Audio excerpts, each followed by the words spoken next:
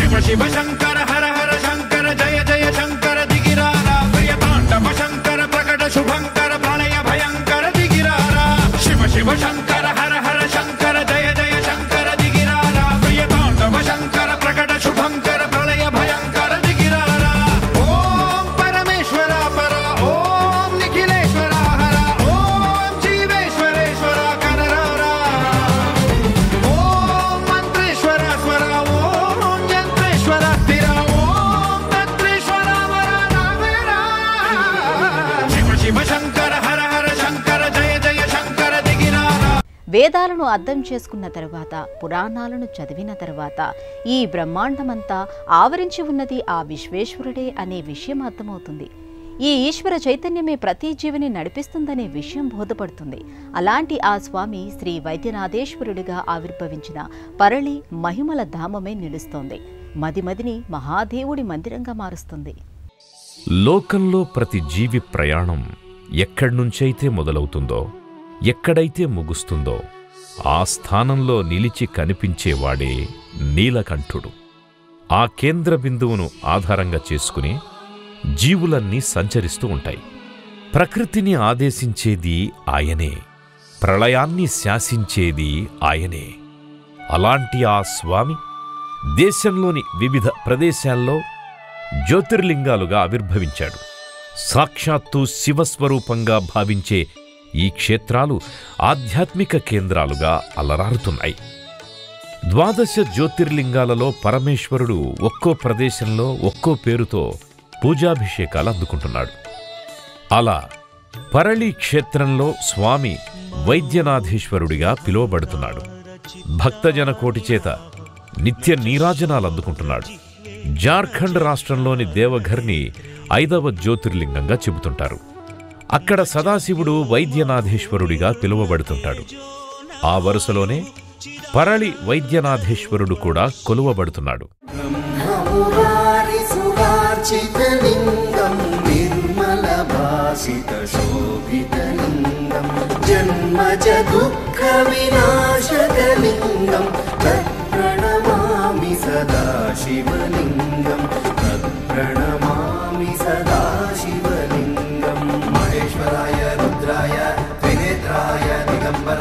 నీలకంఠాయ విశ్వరూపాయ త్రిగుణాత్మకాయ నమః శివాయ. దేవముని ప్రవరార్చితలింగం కామదహన కరుణాకరలింగం రావణ దర్ప వినాశకలింగం తత్ప్రణమామి సదా శివలింగం తత్ప్రణమామి సదా శివలింగం.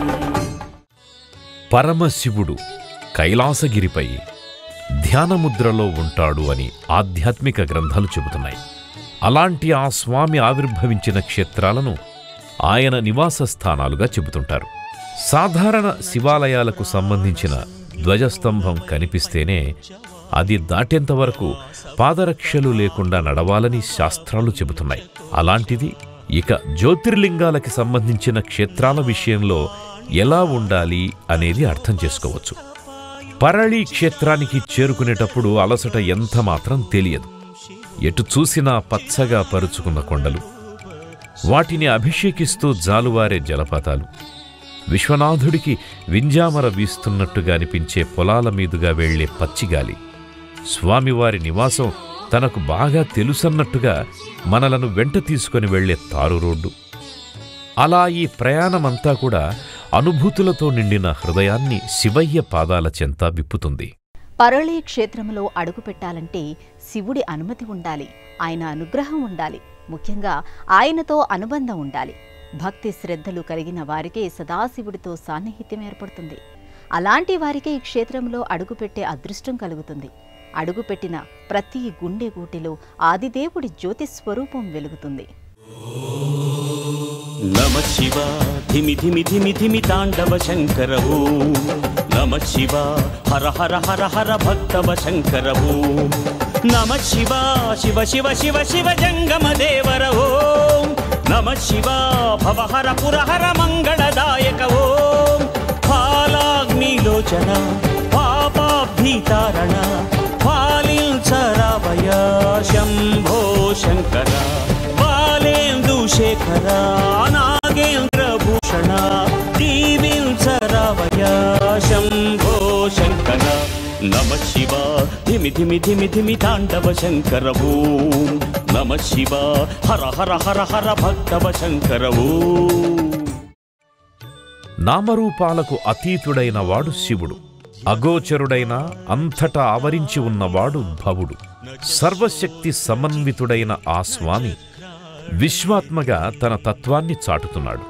అలాంటి ఆ మహాదేవుణ్ణి దర్శించుకోవడానికి అనునిత్యం ఈ క్షేత్రానికి భక్తులు వస్తూనే ఉంటారు. మనసులోని మాటను మహేశ్వరుడికి చెప్పుకుంటూనే ఉంటారు. సాధారణంగా ప్రాచీనమైన శివక్షేత్రాలలో చాలా వరకు ఎత్తైన రాజగోపురాలు, ప్రాకారాలు కనిపిస్తాయి. కానీ ఇక్కడి ఆలయ నిర్మాణ శైలి వేరు. ముఖద్వారం నుంచి మొదలు ప్రతి నిర్మాణం విభిన్నమైన శైలిలో కనిపిస్తూ ఉంటుంది. మందిరాలు, మంటపాలు, ఉపాలయాలు ఇలా అన్నీ ఉంటాయి. కానీ వాటి నిర్మాణ శైలి విభిన్నంగా, విలక్షణంగా అనిపిస్తుంది. విమాన గోపురం విషయంలోనూ ఇదే వైవిధ్యం కనిపిస్తుంది. పటిష్టంగా కనిపించే ఈ విమాన గోపురం ఈ క్షేత్ర విశిష్టతను అందంగా ఆవిష్కరిస్తుంటుంది. విశ్వేశలింగమై కనికరించరా, విధి లిఖితమునిక పరపర పర చరిమి అమృతమి కురిపించరా, రామేశలింగమై మహిమ చూపరా, పలు శుభములగని అభయముని లిఖితము సతతము అందించరా, గ్రహణం నిధనం పాపరా కాళహస్తి లింగేశ్వర, ప్రాణం నీవై ఆలింగనం మీరా, జలలో కొలువై హరహర ఆత్మలింగమై నిలబడరా, తుదివై గతివై సర్వజీవలోకేశ్వర రక్షించరా, శివ శివ శంకర హర హర శంకర జయ జయ శంకర దిగిరారా, ప్రియతాండవ శంకర ప్రకట శుభంకర ప్రళయ భయంకర దిగిరారా, శివ శివ హర హర జయ జయ దిగిరారా, ప్రియతాండవ శంకర ప్రకట శుభంకర ప్రళయ భయంకర దిగిరారా.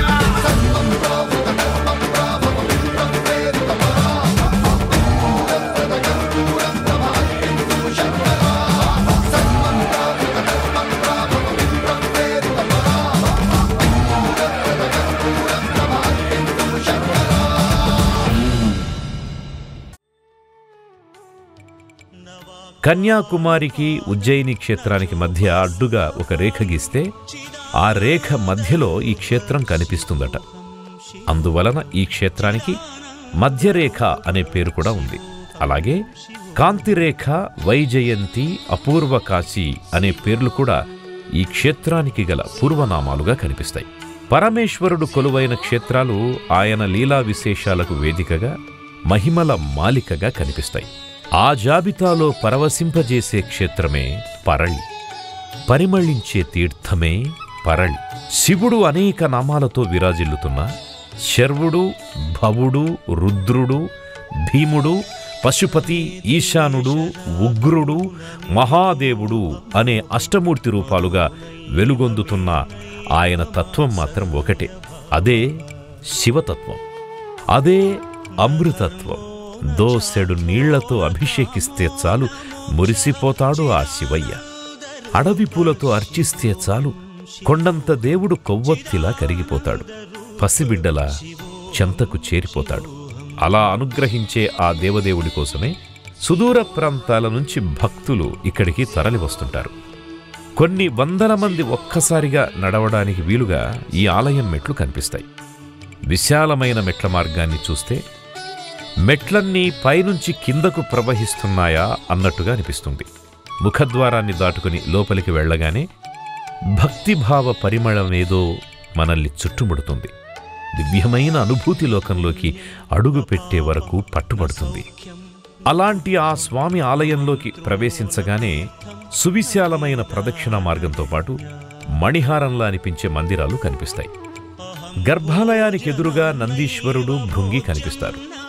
నందీశ్వరుడితో పాటు భృంగి కూడా మహాశివుడికి ప్రియమైన సేవకుడే. ప్రదోష వేళలో పరమశివుడు చేసే తాండవం భృంగి వచ్చిన తరువాతే ఆరంభమవుతుంది అంటే ఆయన స్థానం ఎలాంటిదో అర్థం చేసుకోవచ్చు. గర్భాలయంలో వైద్యనాథుణ్ణి చూడగానే ఆత్మబంధువును చూసిన ఆనందం కలుగుతుంది. ఆయన ఆశ్రయంలోని గొప్పతనం అదే అనే విషయం అర్థమవుతుంది. సదాశివుడు మంచుకొండల్లో కొలువై ఉంటాడు. చల్లని వెన్నెలను వెదజల్లే జాబిల్లిని తలపై పెట్టుకుని కనిపిస్తాడు. లోకాలను పునీతం చేసే గంగమ్మకు తన శిరస్సుని ఆశ్రయంగా చేసినవాడు శివుడు. ఆ చల్లదనమే ఆయన చూపుల్లోనూ కనిపిస్తుంది. ఆయన మందహాసంలో వికసిస్తుంది. ఆయన అభయంలో నుంచి ఆవిర్భవిస్తుంది.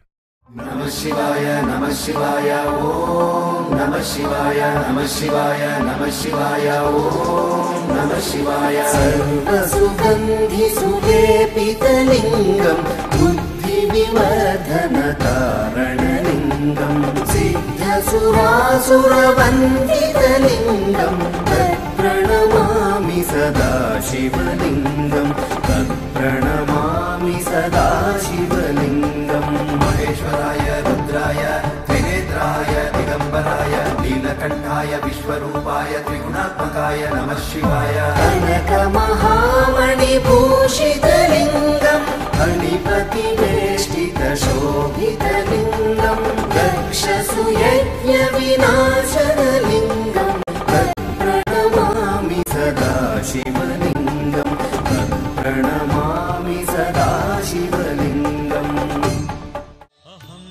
ఇహంలోని అందమైన ఆనందమైన అది అశాశ్వతం.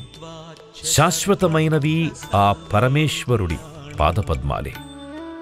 ఏది సత్యం, ఏది నిత్యం అనే విషయాన్ని అర్థం చేసుకుని మనసు మందారంగా ఆ స్వామి పాదాల చెంత సమర్పిస్తే అప్పుడు లభించేదే అసలైన ఆనందం. అదే శివానందం. వైద్యనాథేశ్వరుడి సన్నిధిలోనే పార్వతీ అమ్మవారి మూర్తి దర్శనమిస్తుంది. కామాక్షి, మీనాక్షి, దుర్గా, బాలాత్రిపుర సుందరి, అన్నపూర్ణ, రాజరాజేశ్వరి ఇలా అమ్మవారు అనేక నామాలతో ఆయా క్షేత్రాల్లో కనిపిస్తుంది. స్వామివారిని కనిపెట్టుకుని ఉన్నట్టుగా అనిపిస్తుంది. ఏ నామంతో ఎక్కడ కొలువైనా అమ్మా అని పిలిస్తే వెన్నపూసలా కరిగిపోతూనే ఉంటుంది. అనురాగ తరంగిణిగా మారిపోతూనే ఉంటుంది.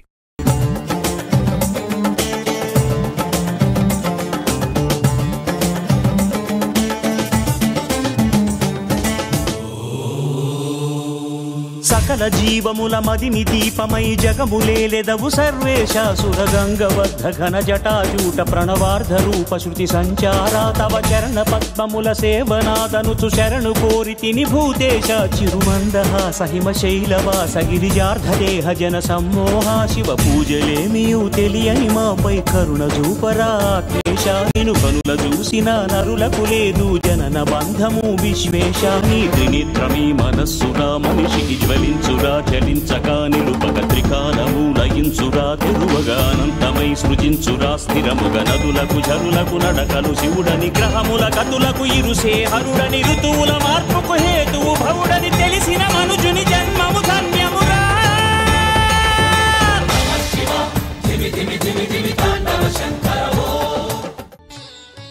స్వామివారికి వైద్యనాథేశ్వరుడు అనే పేరు రావడానికి గల కారణం, దేవ్ఘర్లో ఏదైతే కథనం వినిపిస్తూ ఉంటుందో ఇక్కడ కూడా అదే కథనం వినిపిస్తూ ఉంటుంది. ఆదిదేవుణ్ణి అనునిత్యం అంకితభావంతో అర్చించే మహాభక్తుల జాబితాలో రావణుడు కూడా కనిపిస్తాడు. ఆయన తల్లి కైకసి కూడా మహాభక్తురాలు.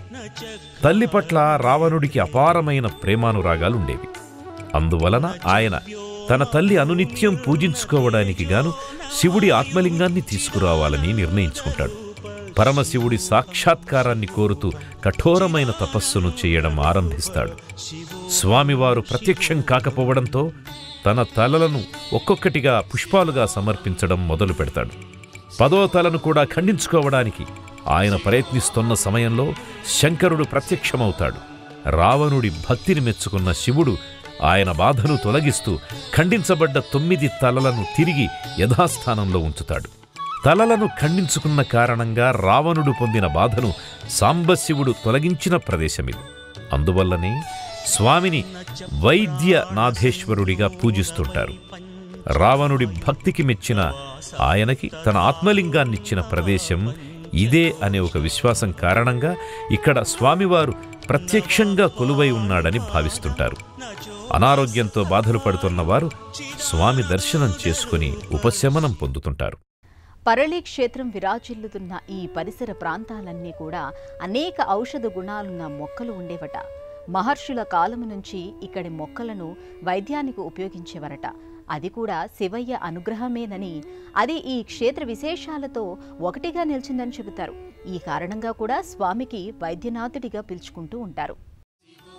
చంద్రుడి కోసం చకోరంలా, వర్షం కోసం చాతక పక్షిలా, పరమశివుడి అనుగ్రహం కోసం తపించాలి అనేది ఆ శంకరుల వారి సౌందర్య లహరిలో కనిపిస్తుంది.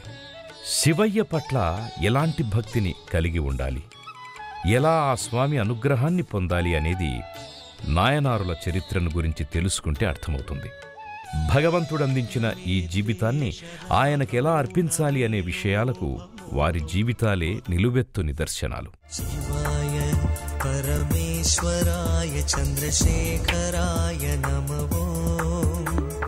భవాయ గుణసంభవాయ శివతాండవాయ నమో శివాయ పరమేశ్వరాయ చంద్రశేఖరాయ నమో భవాయ గుణసంభవాయ శివతాండవాయ నమో శివాయ పరమేశ్వరాయ చంద్రశేఖరాయ నమో భవాయ గుణసంభవాయ శివతాండవాయ నమో శివాయ పరమేశ్వరాయ చంద్రశేఖరాయ నమో భవాయ గుణసంభవాయ శివతాండవాయ నమో. ప్రాచీన కాలంలో నిర్మించబడ్డ ఈ ఆలయాన్ని రాణి అహల్యాబాయి హోల్కర్ పునరుద్ధరించారు. ఈ ఆలయ ప్రాంగణంలో ఆమె మూర్తి కనిపిస్తుంది. మహారాష్ట్రలో రాణి అహల్యాబాయి హోల్కర్ గురించి తెలియని వారుండరు. చిన్నప్పటి నుంచి పరమశివుణ్ణి తన ఇష్టదైవంగా భావించిన ఆమె ఆ తరువాతి కాలంలో భర్తను, పిల్లల్ని కోల్పోయింది. నర్మదా నదీ తీరంలోని మహేశ్వరంలో రాజధాని నిర్మించి 30 ఏళ్ల పాటు పాలన కొనసాగించింది. అహల్యాబాయిలో ఎంతటి భక్తిభావాలు కనిపిస్తాయో అంతకు మించిన ధైర్య సాహసాలు కనిపిస్తాయి. తాను ఏ పని చేసినా శివుడి పేరుతోనే చెయ్యడం అహల్యాబాయి ప్రత్యేకత. మహారాష్ట్రలో అనేక శివాలయాలను నిర్మించడమే కాకుండా మరెన్నో శివాలయాలను ఆమె పునరుద్ధరించారు. అలా ఇక్కడి ఆలయ పునరుద్ధరణ కూడా ఆమె చేతుల మీదుగానే జరిగింది. చారిత్రక విషయాల సంగతి అటుంచితే పురాణకాలం నాటి మార్కండేయుడు, సావిత్రి, సత్యవంతుల కథలు కూడా ఇక్కడ వినిపిస్తాయి. మార్కండేయుడు మృత్యుంజయుడుగా మారింది, సావిత్రి, సత్యవంతుల కథ జరిగింది ఇక్కడే అని చెబుతారు. ఇలా అనేక విశేషాలు, మరెన్నో మహిమలకు వేదికగా ఈ క్షేత్రం కనిపిస్తుంది. అడుగడుగునా తన ప్రత్యేకతను చాటుతుంటుంది. శ్రీ వైద్యనాథేశ్వరుడి ఆలయ ప్రాంగణంలో అనేక మందిరాలు కనిపిస్తాయి. 12 జ్యోతిర్లింగాలలోని శివరూపాలకు ప్రతీకగా అవే పేరుతో కూడిన ఇతర శివలింగాలు కూడా ఇక్కడ మనకు కనిపిస్తూ ఉంటాయి. ప్రతి శివలింగానికి కూడా ప్రతి నిత్యం ఇక్కడ పూజాభిషేకాలు, ధూపదీప నైవేద్యాలను సమర్పిస్తూ ఉంటారు. 12 జ్యోతిర్లింగ రూపాలను ఈ ఆలయంలో మనం చూడొచ్చు. ఇక్కడి హరిహర తీర్థంలో స్నానమాచరించిన భక్తులు ప్రధాన దైవమైన శ్రీ వైద్యనాథేశ్వరుణ్ణి దర్శించిన తరువాత ఉపాలయాల్లో ఉన్న ఇతర శివలింగాలకు నమస్కరించుకుంటారు. ఈ విధంగా చేయడం వల్ల ఇతర జ్యోతిర్లింగాలను దర్శించిన ఫలితం కలుగుతుందని అంటారు. మహాశివరాత్రి పర్వదినం సందర్భంగా ఇక్కడ జరిగే ఉత్సవాలను చూసి తీరవలసిందే. ఇదే ప్రాంగణంలో తుల్జా భవానీ, రేణుకామాత, వీరభద్రుడి మూర్తులు కనిపిస్తాయి. అలాగే శనైశ్చరుడు కూడా ఇక్కడ మనకి మూర్తి రూపంలో దర్శనమిస్తాడు. భక్తులు స్వామివారికి స్వయంగా అభిషేకాదులు చేసుకునే అవకాశముంది. స్వామివారి దర్శనం వల్ల శని సంబంధమైన దోషాలు తొలగిపోతాయి అని చెబుతారు. ఆదిశంకరుల వారు ఈ క్షేత్ర దర్శనం చేశారు అనడానికి గుర్తుగా ఇక్కడ ఆయన మూర్తి కూడా కనిపిస్తుంది. ఇలా ఒకవైపున పురాణ సంబంధమైన, మరోవైపున చారిత్రక నేపథ్యం కలిగిన ఈ క్షేత్రం మనసును మహాదేవుడి నిలయంగా, జీవితాన్ని ఆ దేవదేవుడి అనుగ్రహ వలయంగా మార్చేస్తుంది. అలాంటి ఈ క్షేత్రాన్ని దర్శించుకోవడం అంటే గత జన్మల పుణ్యఫలం నీడలా వెంట రావాలి. ఆనాటి దానధర్మాల ఫలితం తోడుగా నిలవాలి. దేశంలోని అన్ని ప్రధానమైన పట్టణాల నుంచి ఈ క్షేత్రాన్ని చేరుకోవడానికి బస్సు, రైళ్లు అందుబాటులో ఉన్నాయి.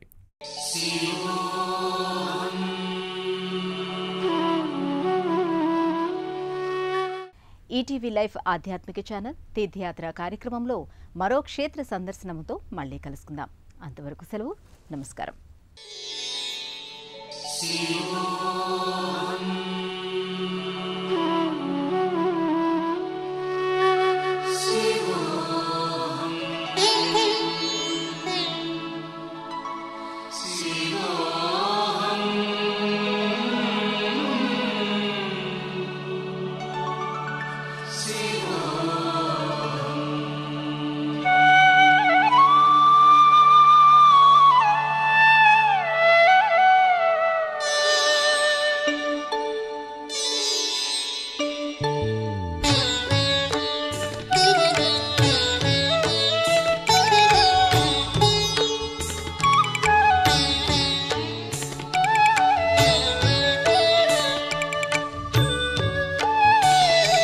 मनोबुद्ध्यहङ्कारचित्तानि नाहं न च श्रोत्रजिह्वे न च घ्राणनेत्रे न च व्योमभूमिर्न तेजो न वायुः चिदानन्दरूप शिवोऽहं शिवोऽहं चिदानन्दरूप शिवोऽहं शिवोऽहम्.